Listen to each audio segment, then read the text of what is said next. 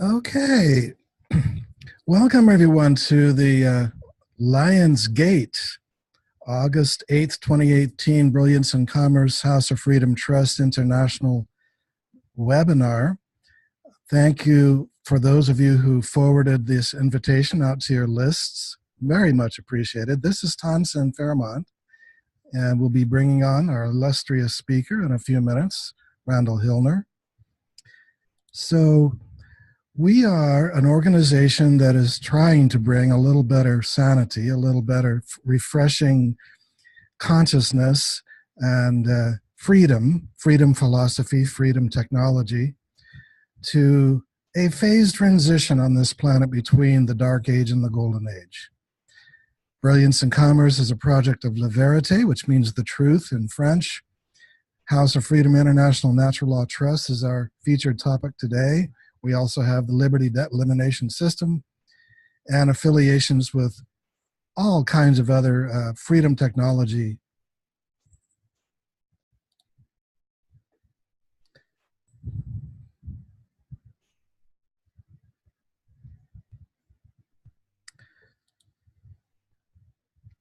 Today is August 8th, 2018. The next one will be September 5th, 2018, a little less than a month.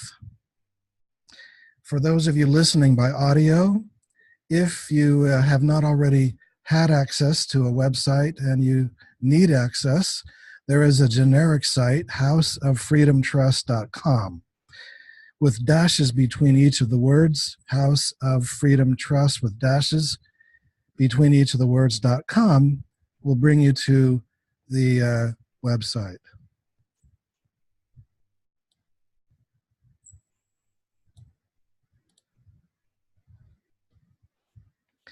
And for those who need a phone number, if there is a need for customer service by phone because you can't access the internet or submit a help desk ticket, our number is 360-200-7521.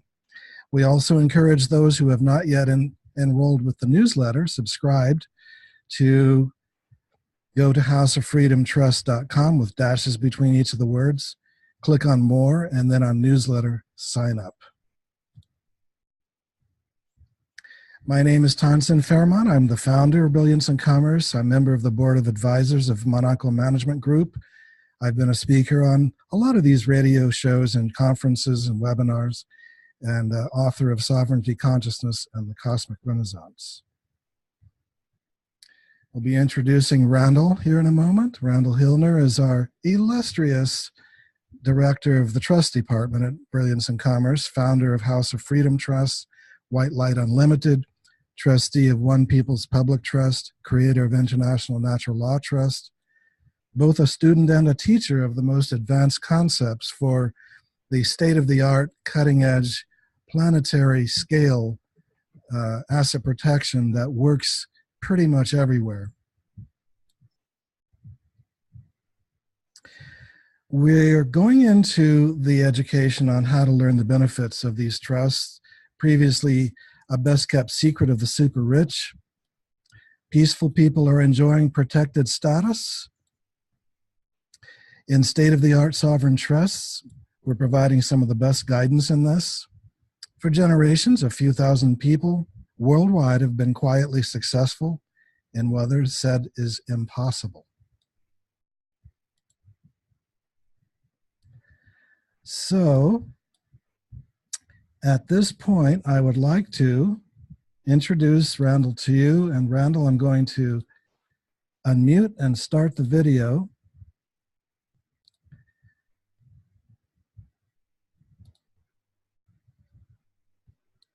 So, Randall, I've unmuted you. You can speak, and if you would be so kind, please, as to start your video on your side.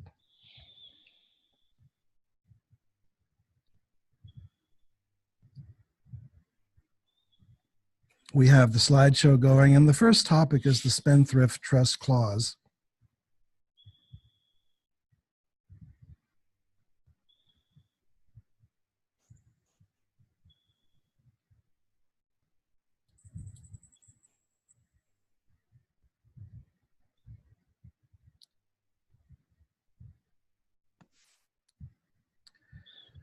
Okay, everyone. We don't have Can audio of anybody hear Randall at me? the moment. Randall, if you can check your microphone, your settings, and see if you can turn on your mic because you're unmuted from this end.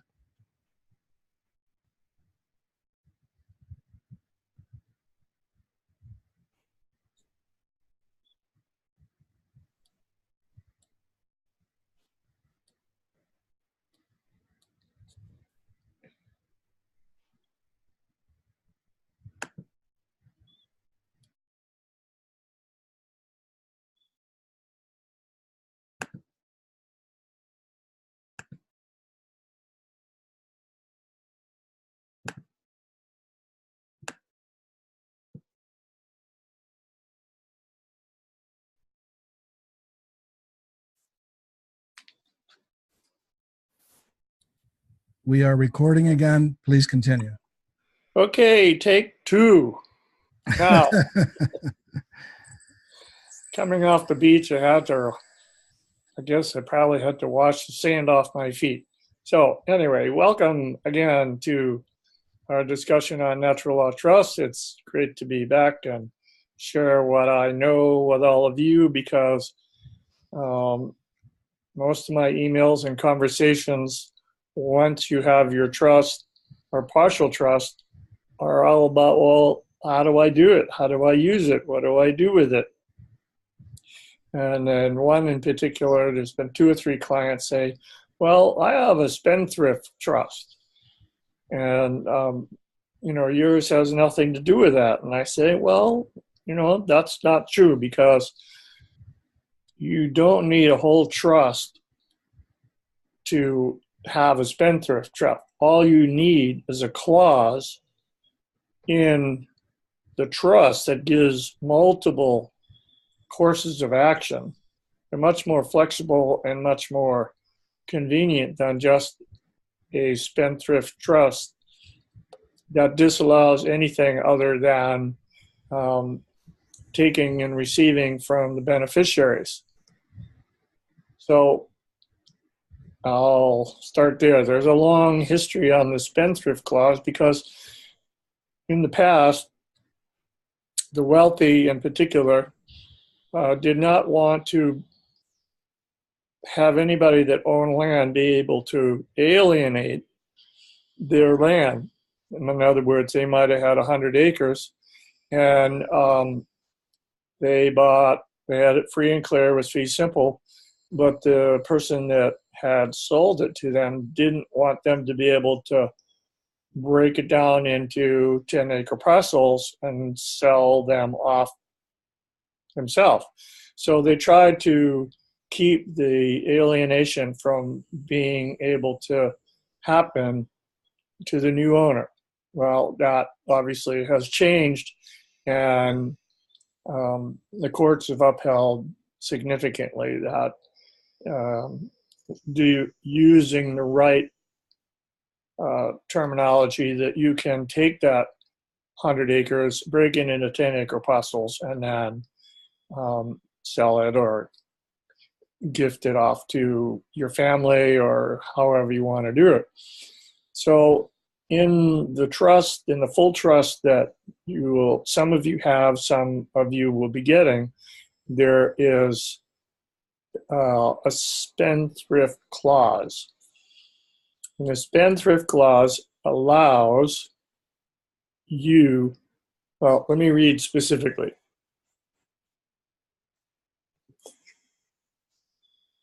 It says income and principal payable to a beneficiary may not be assigned by the beneficiary or attached by or subjected to interference or control of any creditor of the beneficiary or reached by any legal or equitable process in satisfaction of a debt or liability of the beneficiary.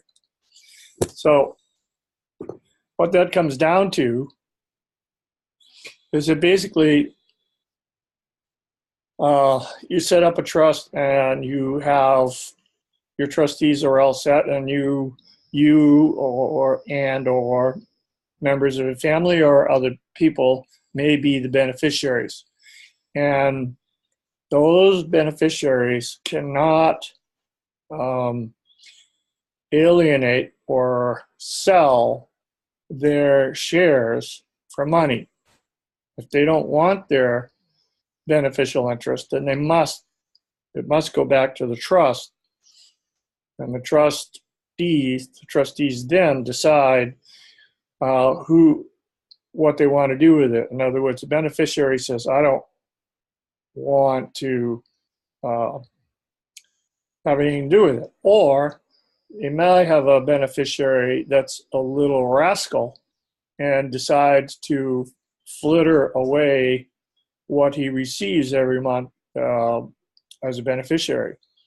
Now, the trustees can put a stop to that, or they can pay him that monthly aspect. Once he puts it in his pocket, however, then it is subject to the creditors. So the idea is that the trustees can give so much to the beneficiary, and if the beneficiary proves to be able to be responsible in his ability to take care of that, then things go along just fine.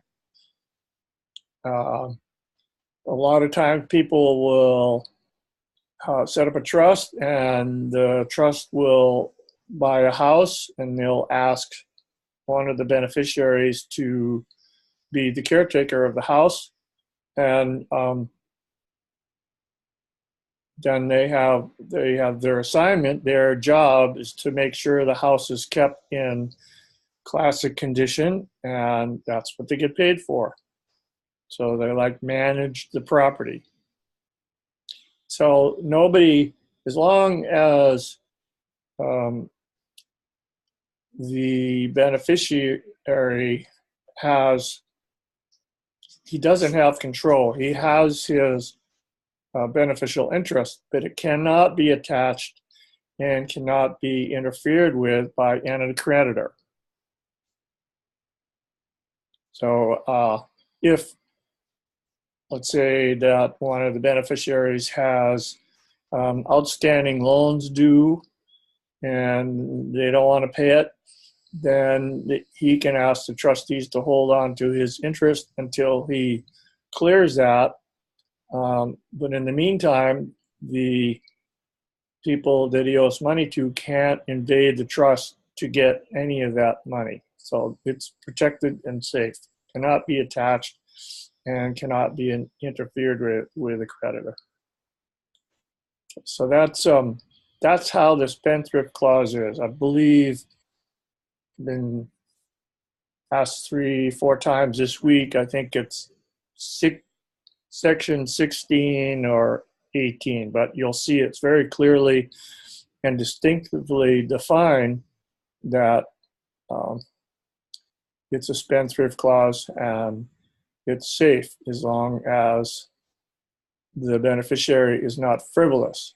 Now, again, I think I just explained that if once the beneficiary receives that monthly stipend, if he's got it in his pocket, then it's subject to outside influence.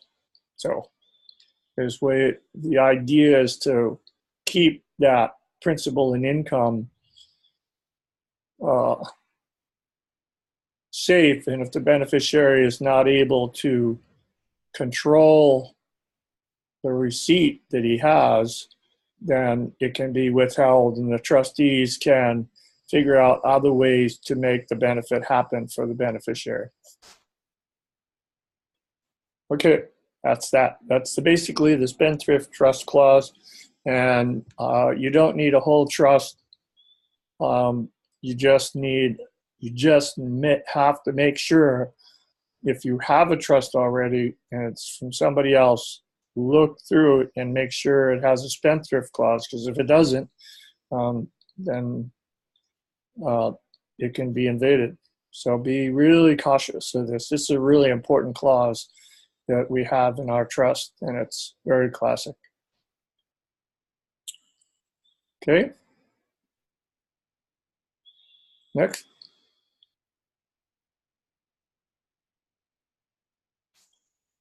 Safeguarding and defending the trust. Can you move that slide up a little bit, Tanzin, so I can see it? Move it up. Yeah, I'm looking. We have A and B here, and I'm just trying to see what else is on there. If I It's centered, and I don't know that I can move it. It says, yeah, A, acceptance and qualifications. B, setting up the trust. That's all okay, you had for those 2 okay. points. Well, I'll work on that then. So basically, this is where your trustees are going to come in and play an important role, the beginning of an important role in the trust and how it's used and how it's set up and the usefulness of it. First of all, you have to find people that you trust. Either now I'll give you the option on the application that you need 2 trustees. Co-trust, you need 2 trustees is the best. A friend and a non-related person is best. Now, Tanzan and I are working on a trustee service, but it's just beginning to form and it hasn't been set up yet. But there's no reason that you can't go out and find at least one person to be a trustee. Now, if you, let's say you have children, you can set the trust up where you could be the grantor and the trustee, as long as you're not a beneficiary and your children or grandchildren or humanitarian projects are the beneficiaries, then that will work. But you would also, what happens is when you go into the bank, most banks will want you to have a successor trustee, so that if something happens to you, somebody can step right in. Otherwise, the bank or the government will try to step in and take the assets of the trust and make them theirs. So you want to find 2 people is best. You can do 1 person if you want to start that way. I have, okay, let's, some of the scenarios. Let's say a husband and wife have children and grandchildren. The wife would be a nominee grantor. This is just one instance. There's lots of variables. I think I'm going to talk about them more next month, but the husband would be trustee and all the children or grandchildren would be the beneficiaries. Now, the husband would probably want to have a secondary successor trustee in the background ready to go. In the meantime, he is responsible for the assets of the trust, and he must treat them not as his own asset anymore, but it is the asset of the trust. And so when he gives out beneficial interest, and that's a discretionary part about our trust, he doesn't have to give out any of the assets to the beneficiaries for a period of time. It could all just stay in trust and build and build and build.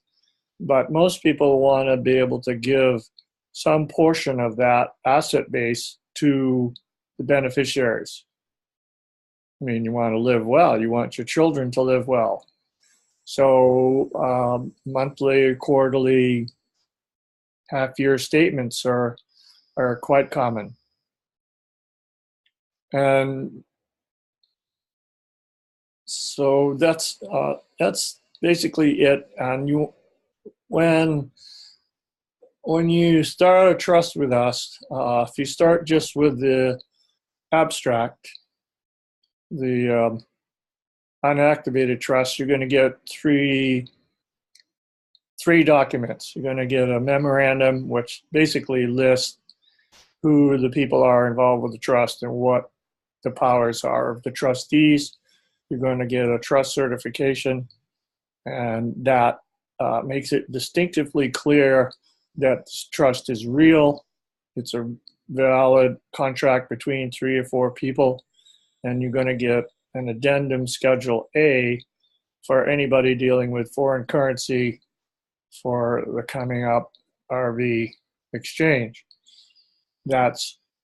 So you want to have somebody in your corner, either yourself as trustee or somebody close to you that you trust, that you can say, okay, I'm going off to Spain for 2 weeks, and I want you to think about this. This is a list of things that I'd like for you to consider to be done. And if the trustee is properly trained, then that's what'll happen. As far as setting up the trust, you have to go to Brilliance and Commerce and pay your dues, and you can start with a partial trust, or you can bite the bullet and go for the whole thing, and then you'll have it done. A lot of my clients right now are kind of freaking out because it's happening tomorrow, as usual, and they must have it right at the moment. And I'm saying, wait, as long as you have at least the partial trust, the abstract, and you have Schedule Addendum A, and you have your foreign currency assigned to the trust, and you have an EIN number, then you're fine. You can go into the exchange. They're going to give you a money draft, and then the rest will be held in an account in the bank until you show up with the whole trust document all signed and with the trustees there, and then you will open up an account. I don't know what banks are doing it, but whatever they are, it'll work. Then, let's say you do the exchange in one city, but you're living 300 or 400 miles away, and you have a local bank. Then you're going to go to that local bank and open up an account at that bank, and then you can transfer money down into your own hometown bank. That's how it goes. So if you start with the abstract, you'll have what you need to make the trust valid. You'll get a worksheet on how to get the EIN number, and you'll get a manual. And that's really important. I have a lot of clients that send me questions, and they haven't even, I can tell just the way the questions are, they really haven't even read the manual. I had a client today say, I can't understand this. I don't want to do this. It doesn't work. And I said, well, have you read the work book or the manual? No, I haven't. I said, well, why don't you do that? Why don't you read the manual, read the abstract, write down the list of questions, and then we'll deal with it. I have another beautiful couple, and they keep calling, and they say, well, this. I said, look, they have a whole trust, a complete trust. I said, take another copy, print out another copy that's not signed, and use that as a template and go through it with a red pen. And every time you get to a place where you don't understand something, then you put a question mark, and on the side of the paper you say, Randall, what does this mean? I don't quite understand. How does it relate to the prior paragraph, etc.? And I said, just mark it up. It's a markup. Because once you have the trust, some people think that they have to send it back to me and then I have to do the work, and that's not the way that it does work. It works by you getting the whole trust document, you get a manual, and you get the instructions to get an EIN number, and you get an example of how to set up Addendum A. Now, some of some of my clients live in Canada. We have a way to get a foreign grantor trust EIN number. I had a person today that wants to use another trust to be the grantor, and I said that's fine, but when you go to get your EIN number, you will not be able to use that trust and its number to get an EIN number. They want a responsible person with a social security number. So there's ways that we can work around it. But most of you, if you live in the US, then that's not an issue, and you can do it online. It takes about 10 minutes. So that's basically setting up the trust. It's finding a name, just deciding on who you want to have as nominee, either yourself as grantor or a nominee grantor, because the grantor, once it's established, basically steps aside halfway through the trust. I think it's page 21 or 22. The grantor, whether it's a nominee or a real grantor, relinquishes all control of the assets to the trustees and is then out of the picture. So the active participants from that point on are the trustees. And I'm suggesting, again, that you have two trustees, co-trustees. There's no, even though the paperwork sometimes says first trustee and second trustee, basically you're co-trustees. You can have 3 or 4 trustees if it's needed.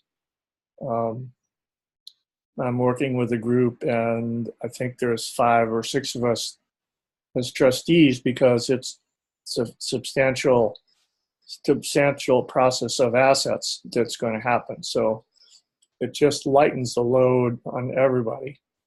And then again, if it's small and you're kind of all by yourself, then you can have somebody be a nominee grantor, you can be the trustee, and then as long as you're not the sole beneficiary, that would work. But again, I caution you to have at least a successor trustee ready to pick up the ball. In fact, some of the banks won't let you be the sole signer on the account. They want to see a successor trustee, at least the name, at least the acceptance and a signature of the successor trustee. Okay, I think that's it for that slide.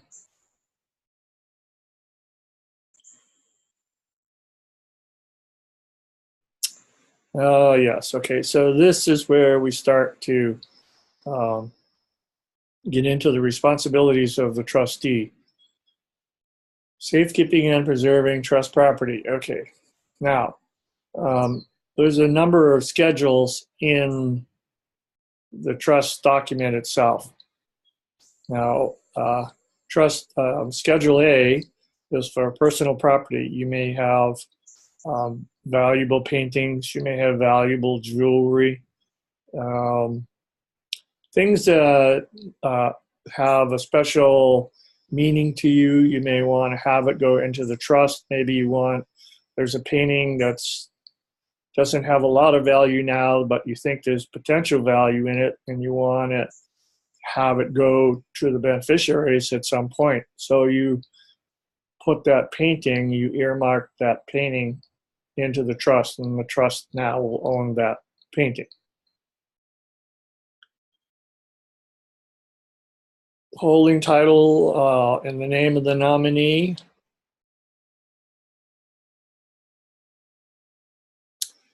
No,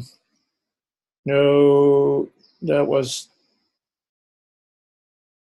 a mistake on my part. Bad. Anyway, let's go to prohibition of commingling. Okay, this is where you have to be really cautious. Don't take your trust checkbook and go down to Costco and buy $1,000 worth of food and use the trust account to buy that food, because especially if it's personal, then that's called commingling, and that's a no-no. That will get you in serious trouble. Now, if the trust was throwing a celebration in honor of acquisition of a new property that the trust had bought, and it was going to have a celebration, then that would be a little bit different. But then that would have to be, that receipt would be earmarked as a trustee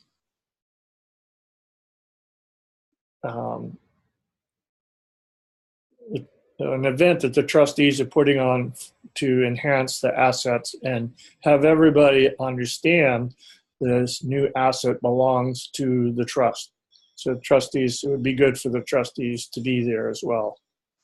Beneficiaries can be there, and then the grantors can be there depending on who they are and whether they're in the picture anymore.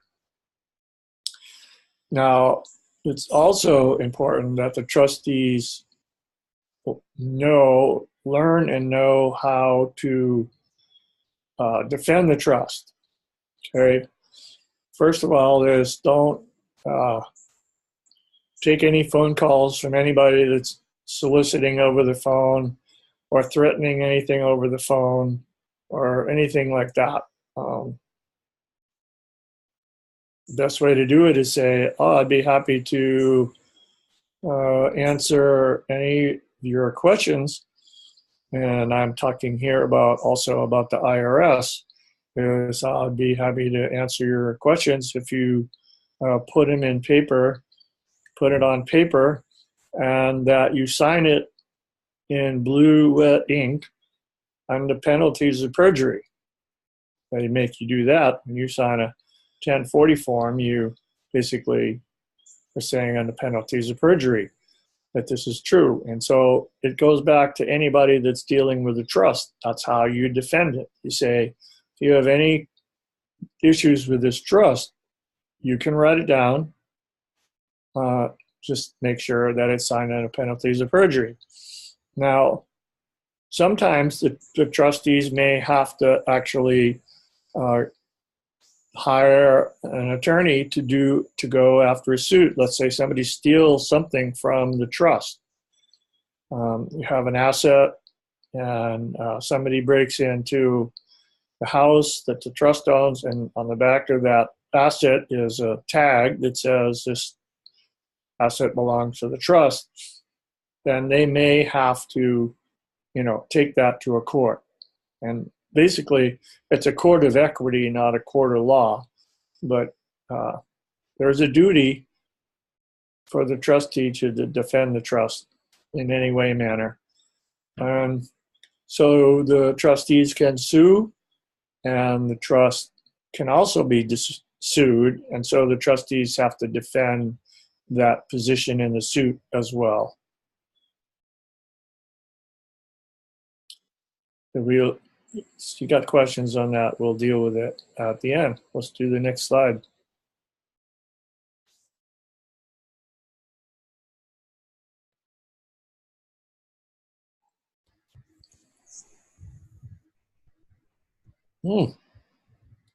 Okay, good. Perfect timing. So, Randall, would you like me to share with you the first question in the chat? Sure.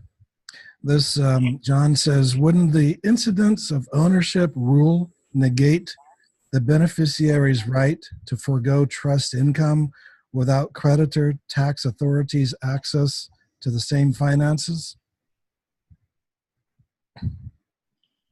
I missed the first part of that question, but could you repeat it? Well, he's referring to a rule called incidence of ownership. He's saying, wouldn't that incidence of ownership rule negate the beneficiary's right to forego trust income without creditor tax authorities' access to the same finances? Well, that is basically, that's your the clause, the safekeeping clause that we just talked about. It's like he may be a beneficiary, so he has he doesn't have incidental ownership of the assets in the trust. He only has ownership of beneficial right to receive what the trustees give him. So it wouldn't negate at all the fact that somebody can invade his portion of the trust. It can't be done. As long as that spendthrift clause and the trustees are willing to step up, that spendthrift clause will hold its place in any incidental ownership or attack upon itself. Okay.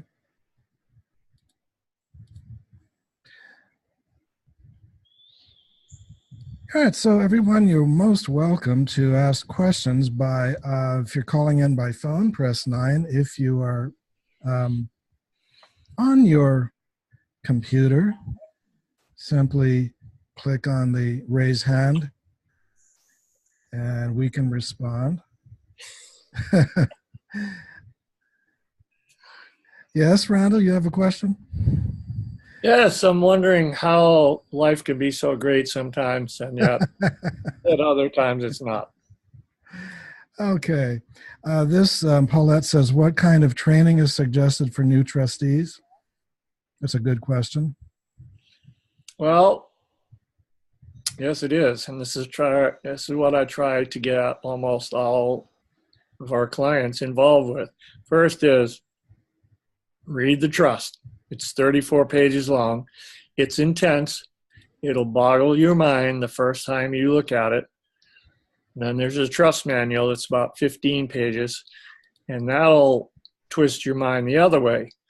And then you do it again. And then, like I said earlier, you make a double copy, go down and copy that 36 page or print it out, whatever, and go through it with a red pen. And every time you get to a place that stumps you, just write a note. And then when you get 3 or 4 pages of notes or questions, you can email me.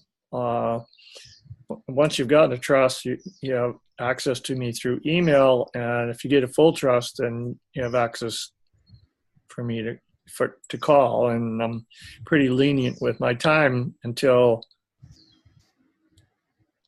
I ask you if you've read the trust yet, and you say no, and I say, okay, that's enough. I go read the trust again and the trust manual. And just doing that, you'll see right in the trust document, there's 2 pages of the duties and responsibilities of the trustees. And so if you look at that and read that and just begin to grasp it, that's all you're going to do.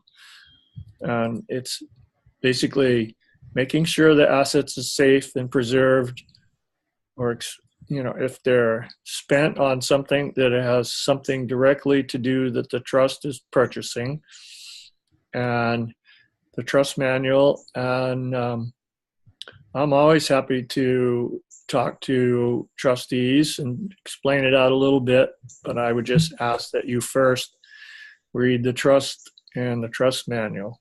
Really important.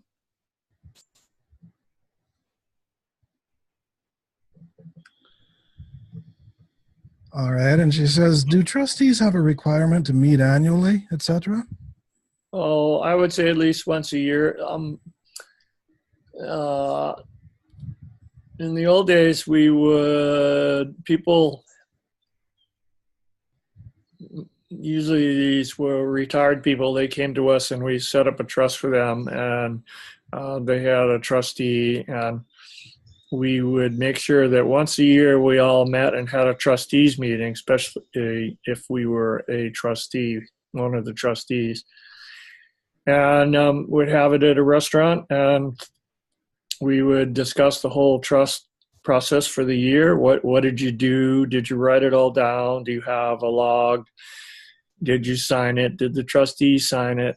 And then we would all have dinner together. Now, if the trustee is actually working diligently and there's a lot of activity, then the trustee can be paid accordingly. Same with the manager. So you can pay your trustees to really do work for you, so you don't have to do it, and you just got to keep a track record. It's like a log. I have a 500-page notebook here, and every day is a new page, and just keeps going on and on and on. And if I go back through it, sometimes I'll find one person's name in there on every other page. They've got a different question. So there's a lot of information that needs to be absorbed. Again, I've been doing this for 40 years, and it's taken me this long to really get the deeper meaning of it. And this law book that I just read from you about the spendthrift clause, like, as much as I know how that works, I have yet to memorize it completely. Now I'm beginning to recognize when somebody asks me a question about the trust or what section I'm looking at, I can literally see the page and see the paragraph. So it's just working with a trust on a daily basis that gets you hooked in. It's like anything. It's like learning how to surf. It's going to take a period of time. There's a time period, whether it's trust or learning how to write or whatever. Okay, next we have Ursula says, can heir property be placed in a trust by the family easily? Sure. If the trust is set up, the trustees are ready to accept that property, then yes, then it would be assigned. The person that, let's say, a third party owns it and he wants to put it in, he's an heir, and he wants to put that property into the trust, then he would assign it to the trust, and in return, he would get units of beneficial interest depending on how it's played out. And then, so that's a non-taxable event. And now the trust owns that property, and the heir gets to benefit from however that property is used. It might become a rental property. It might be a place where he is the caretaker. But the trust, again, a trust would have to pay property taxes, and they would own it, and it would have to keep repairs up, et cetera, just like you would if you owned it yourself. So yes, the question is, can I put heir property into the trust? Yes. Okay. Next, Bob asks, I guess, hold on. I'm going to scroll back up here. He says, I guess that there may be 3 trusts set up after bond redemptions, so recipients of redemption may draw from a portion of the redemption. Humanitarian, like, the first trust would be humanitarian, the second individual, and then individual number 2. Sure. You could do that. I think I have a different understanding of how the RV is going to work. And every time I get a new client, they have their thoughts of how it's going to work. And so I don't know that anybody really truly knows how it's going to work. But the first thing to do is to have one main trust. Get your full trust paid for and have all your currency in that one trust. Unless you're saturated with money, then you could get 3 trusts. But for the first part, get the full trust, assign all your currency to it, and then that you and the trustees of that trust will go to the exchange and you'll have it all there. Then you can bust them up, as we say over here in Hawaii. And you can break it down into different currencies or different projects. You might have a trust for each project, but you don't necessarily have to do that.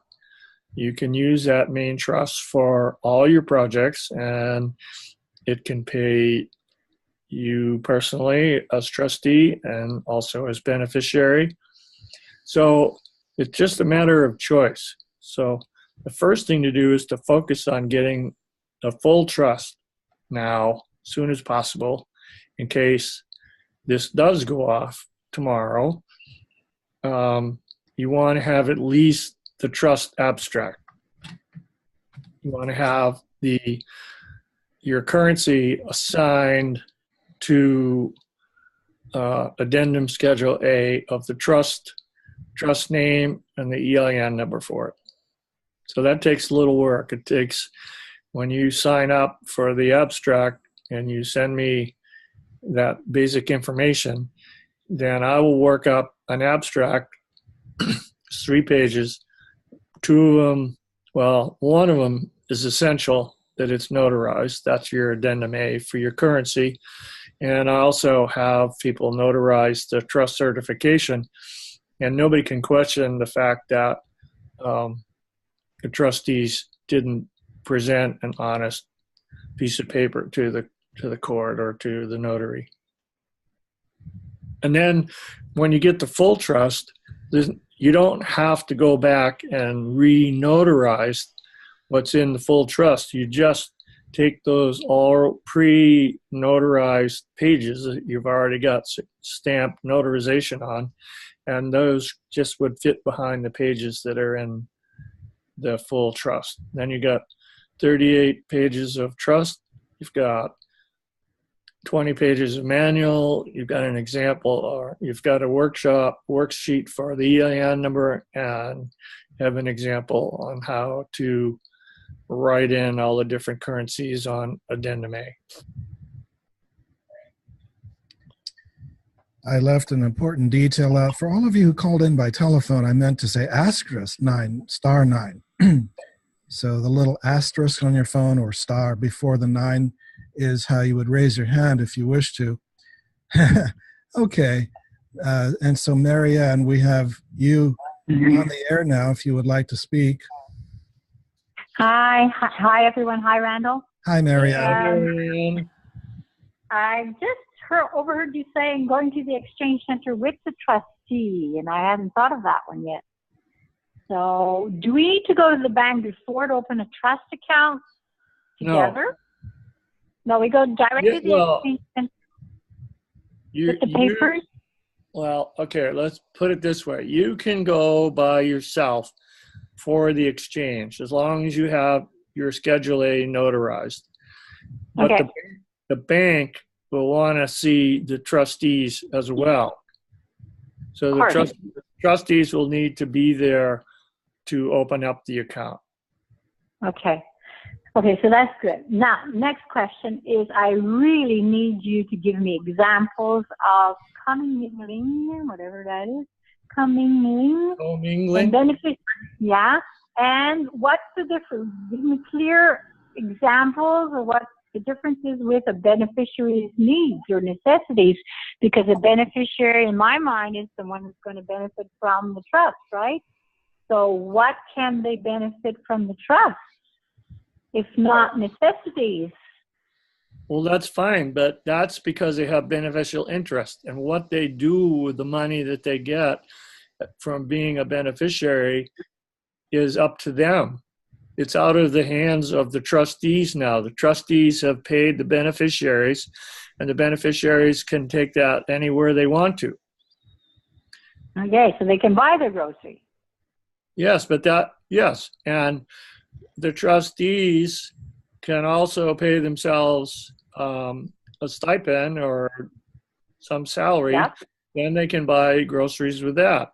It's just that, like I said, you don't want to buy groceries with a trust checkbook unless it's specifically for an event involving the trust. Earlier, you were saying, Randall, that it's more a matter of major or minor.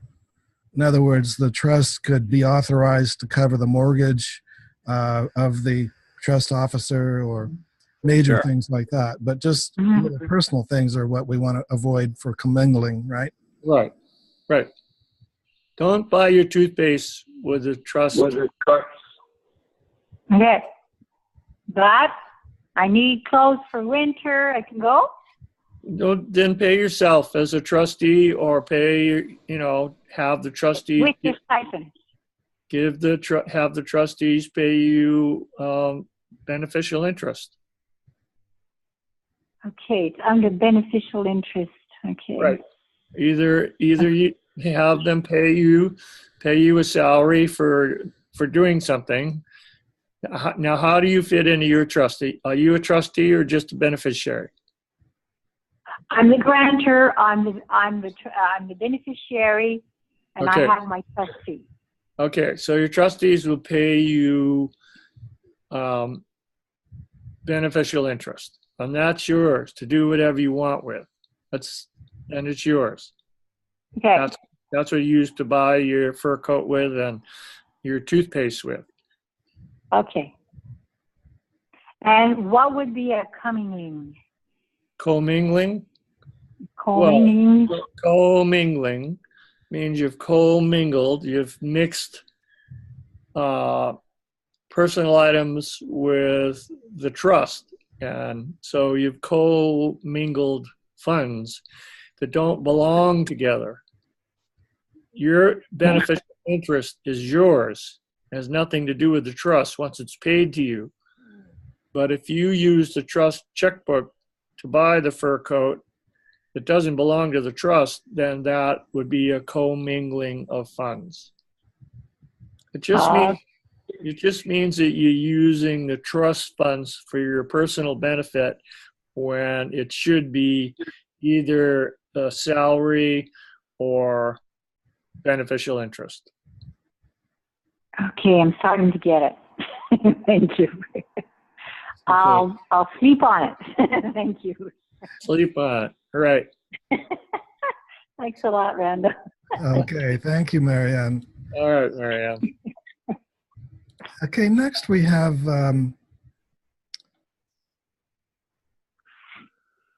in the chat, my question is about procedure to absorb a revocable trust of a deceased relative which became irrevocable after his death.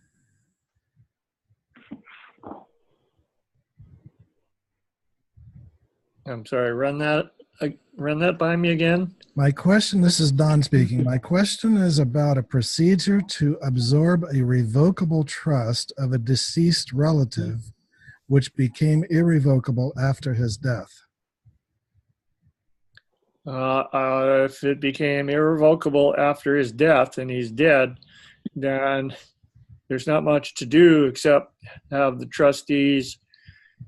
You'd have to find out who the beneficiaries are, and it would have to come out that way.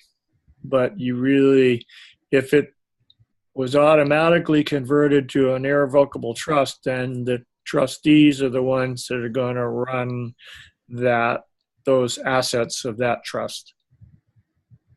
It doesn't mean it can't gift a new trust with money, but basically I would say, well, I'd have to ask the question are you involved in being one of the trustees at all? Are you a beneficiary? So there's not enough information there for me to really expand. Right. It depends on the power that one holds in that old trust. The new trust can't have power over it unless it voluntarily, yeah. We had a hand up from area code 928. I think you're in Arizona. I'm going to unmute you. Are you available to speak to us? 928? Yes, please. Yes, hi. Hi. Thanks for taking my call. If one is a sovereign an American state national and not a U.S. citizen,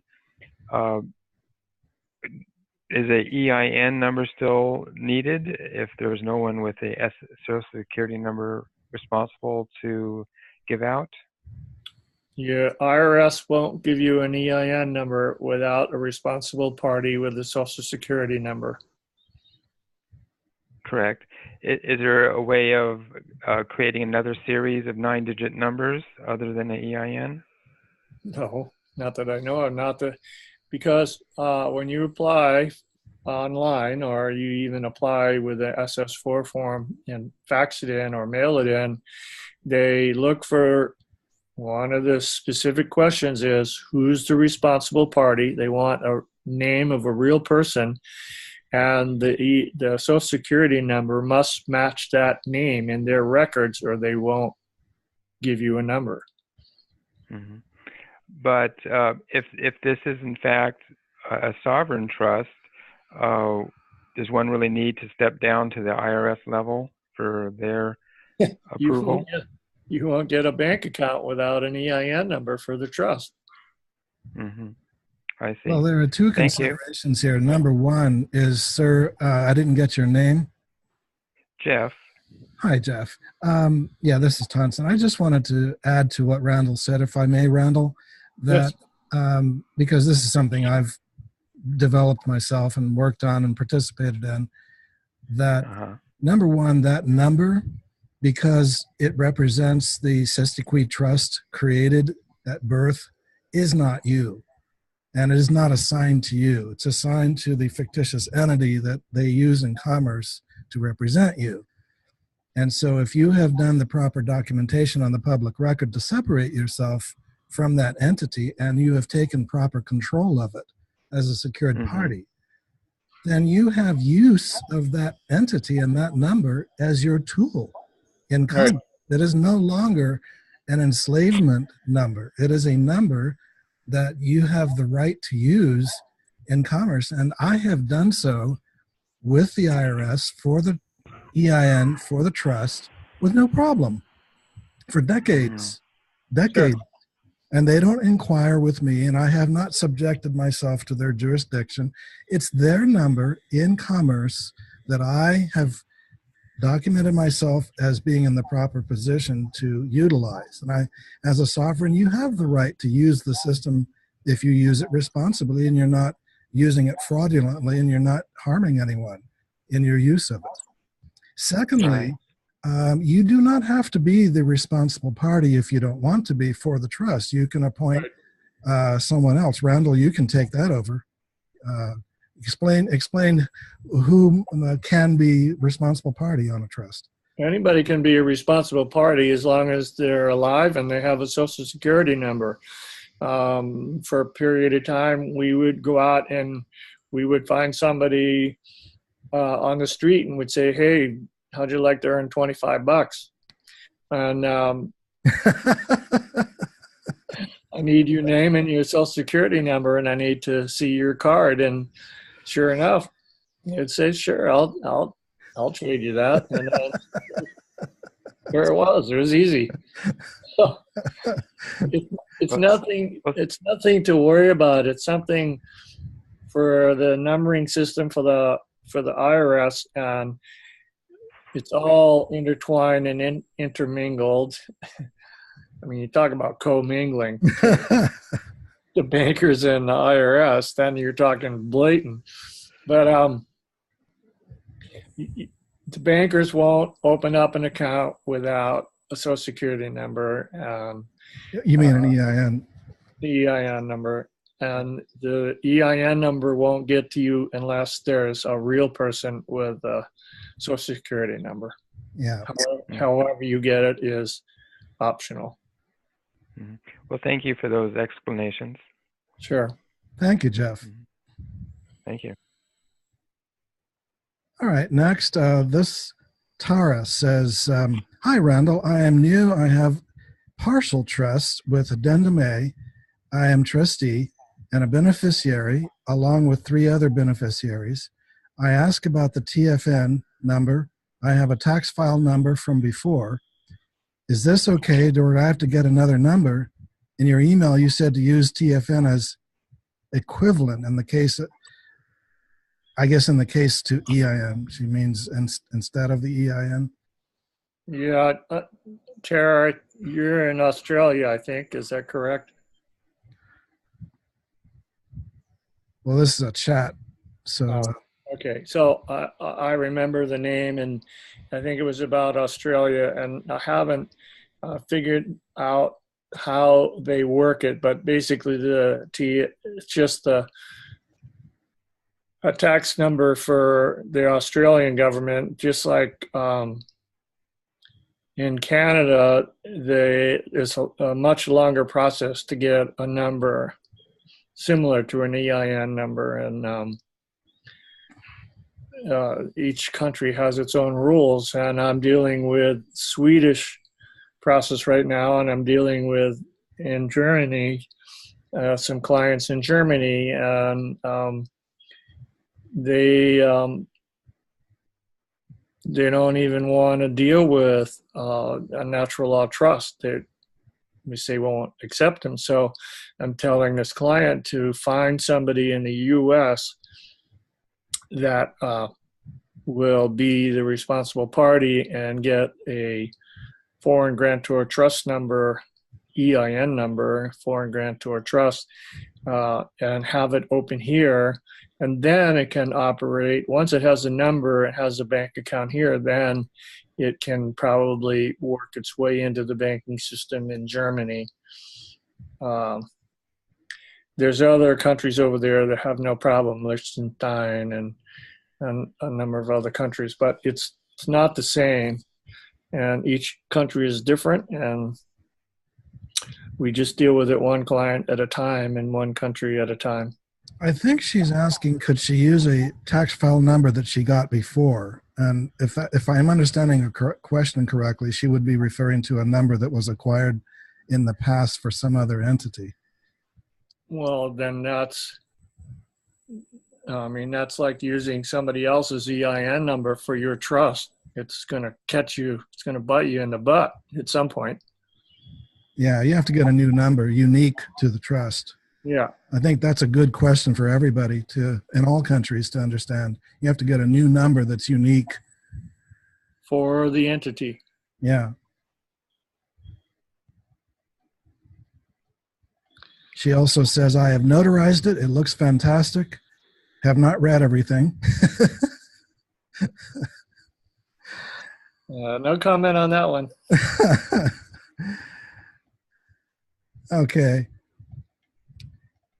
We had a question here. Would your office please email out the replay of this webinar as soon as they are able to render it, rather than waiting to send it out with the next webinar announcement? Yes, absolutely. Thank you. And we'll be more diligent in getting that replay link out sooner here in the next few days. Tara asked, I have 2 other trustees along with side me, and 1 second trustee is a friend and a successor trustee who is my partner. Yeah, that's okay. Okay, I don't see a question there. Just yes. See, the successor trustee is really not in the picture at all anyway until something happens to the first trustee. So even though they're related to you after the trust has been in existence for a period of time, then that successor trustee can step in. It's not a problem, especially if there's more than one beneficiary. Randall, have you ever been a successor trustee for any trust? No, it's mostly either a co-trustee or a single trustee. So yeah. I haven't had that need to be that, but I have written, I think in the last 2 months, I think there's been at least a half a dozen people that have done successor trustee.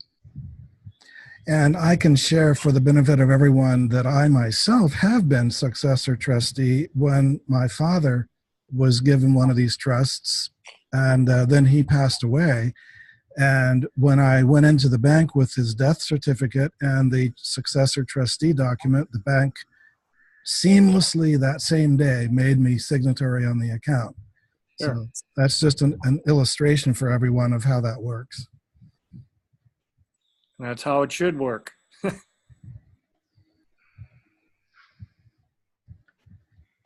And then Don says, I'm sorry I neglected to mention that I am the sole beneficiary of my brother's trust, which converted to irrevocable status after his death.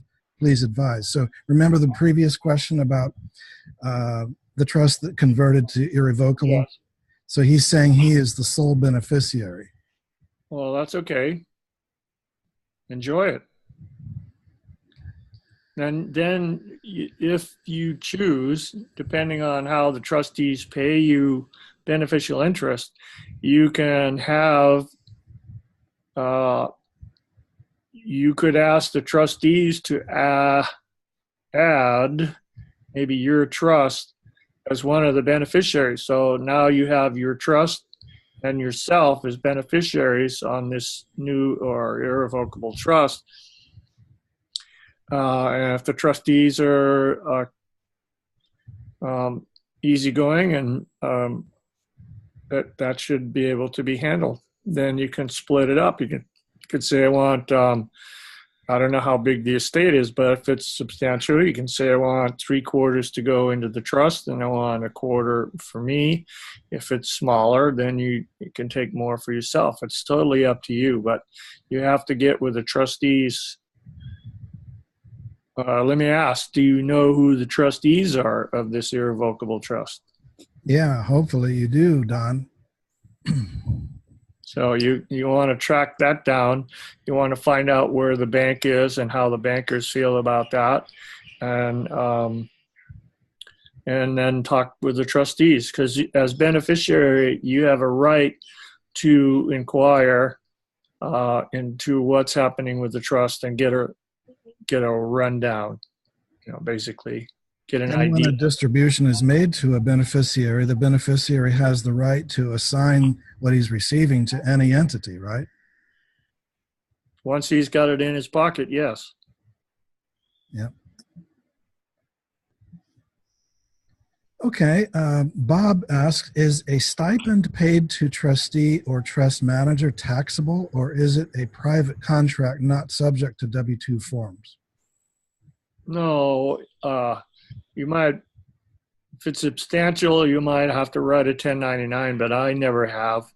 I just got a check as to the manager, or I cut a check to myself as trustee if I'm trustee, and I then take it and put it in my own account. But I write it off as a salary to somebody. I think it would depend on the individual's relationship to the tax Yes. status. So, in other words, it's not a trust question. It's an individual tax question, and we're not advisors in taxes. We don't give tax advice. Taxes? What taxes? Yeah, in other words, that's not a question relating to the trust. Once it's outside of the trust, it's no longer a trust question. Right.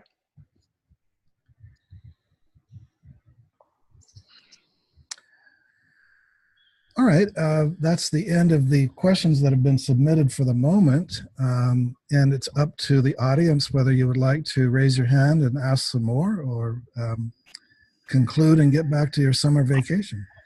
Or Randall, would you like to add more? No, I think I'm good for now. I have some ideas for next month.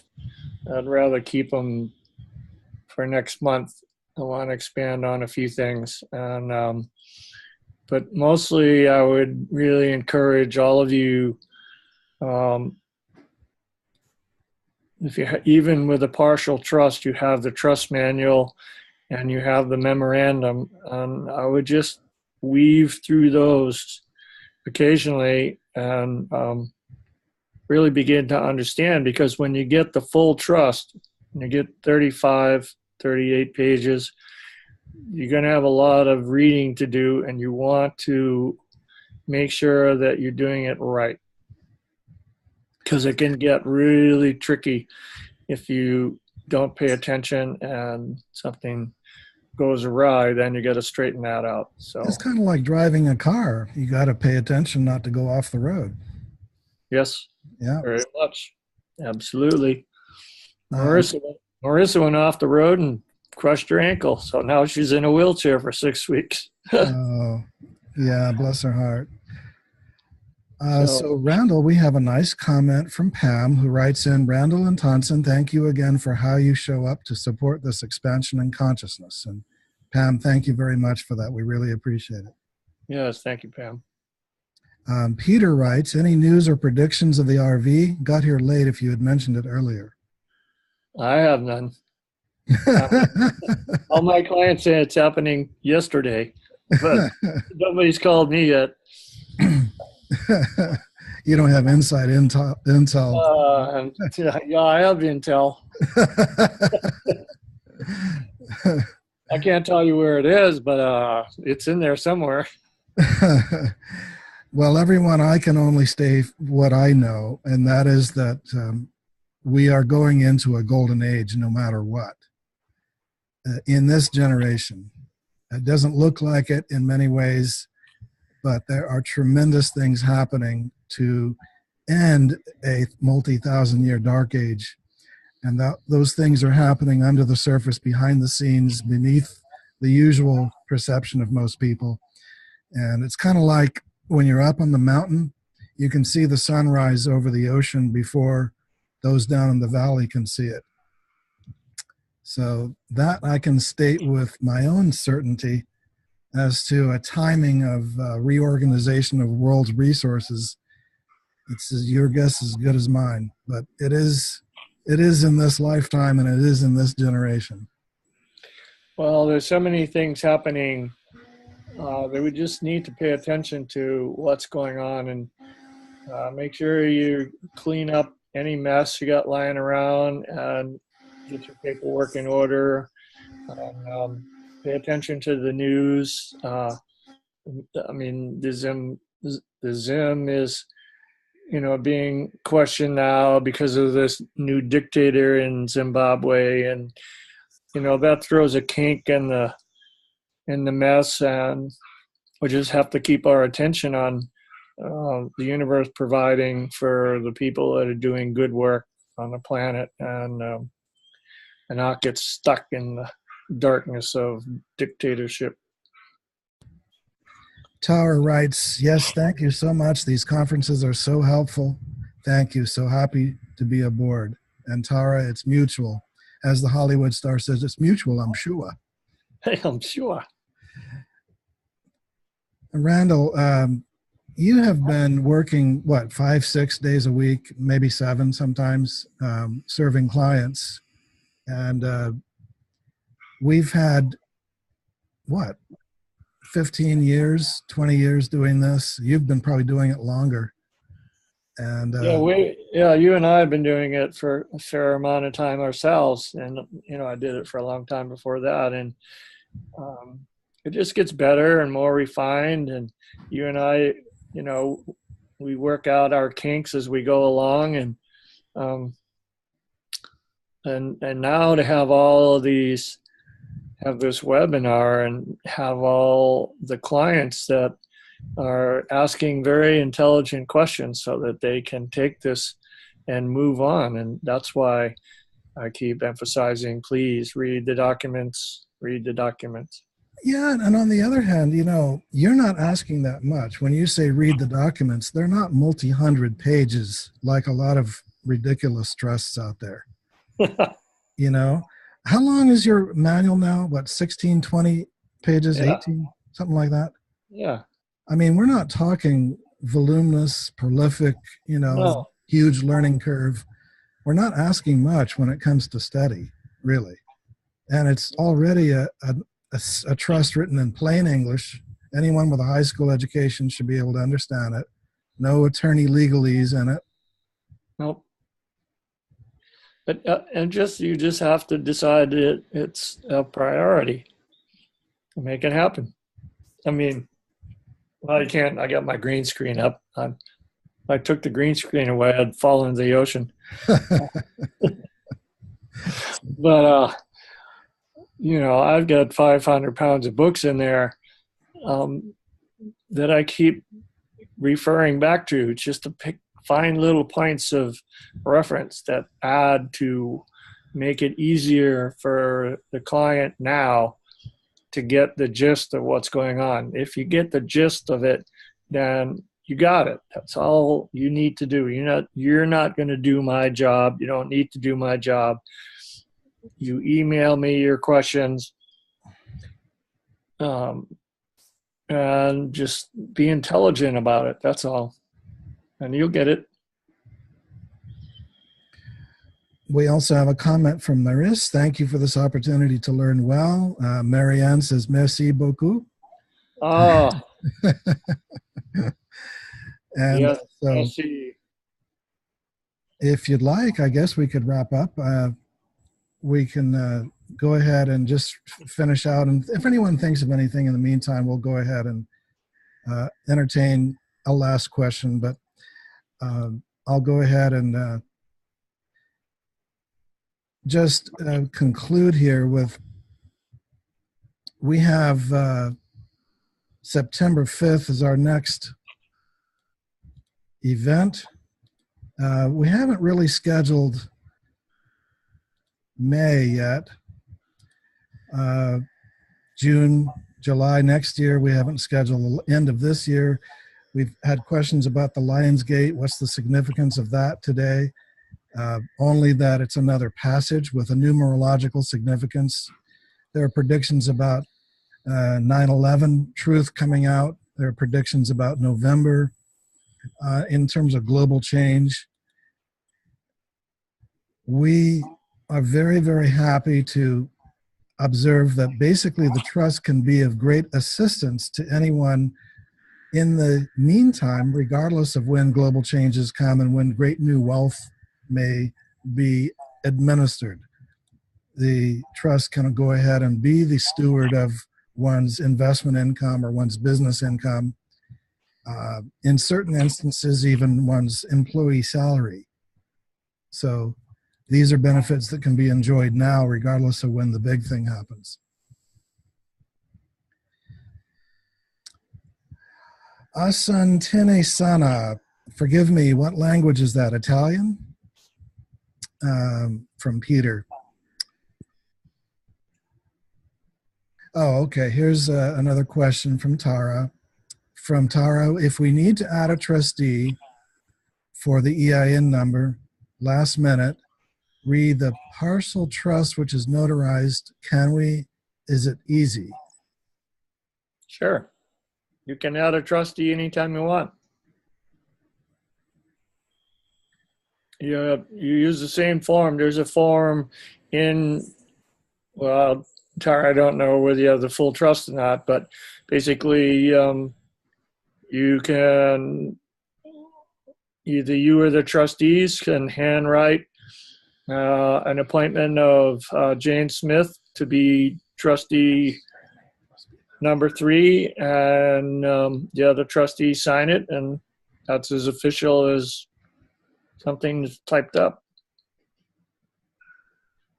Once you have your trust and it's yours, and my job is to educate you the best I can so that you know how to make it work on your own. It's not that big of a deal. You just need the basics and get the gist of it. I'm always open to being, giving answers, etc. So I guess we'll talk next month, and mahalo anui loa. Thank you very much, everybody. Okay. Yes, absolutely. Mahalo. Aloha. Thank you. And the Asantani Sana is Swahili, Peter says. Wow. Oh, yes. September 5th, 4 p.m. to everyone. All right. Blessings. Onward and upward.